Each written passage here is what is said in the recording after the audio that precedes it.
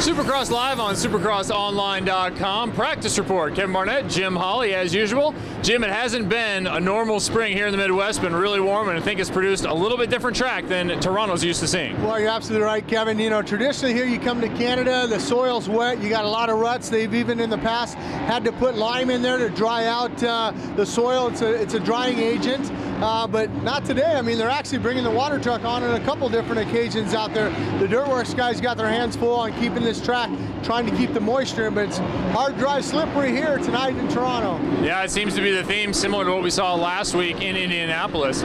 Moving to the Supercross Lights East Regional class, the usual suspects up front, Barsha, Bogle, Wharton, Durham, those guys, but now sneaking into that group, Malcolm Stewart. Yeah, Malcolm Stewart seems to be that this is the weekend that he could possibly get on that podium here.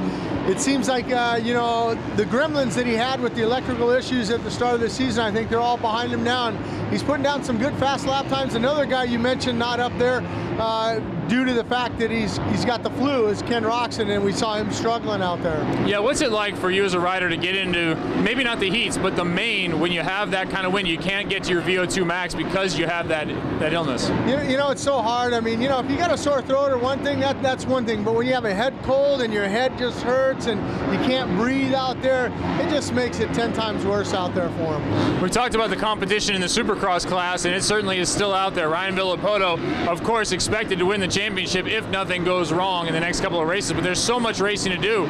This practice first one, we saw Kevin Windham come out on top. In the second, Justin Brayton.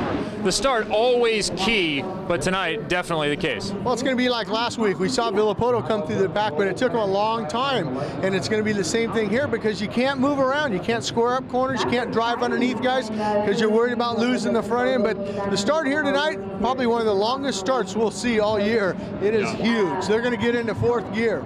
Yeah, a couple of notes out there. Josh Grant hit the deck again. Nico Izzy fast in that second practice. Looked pretty good. It was in the top 5 for a little while.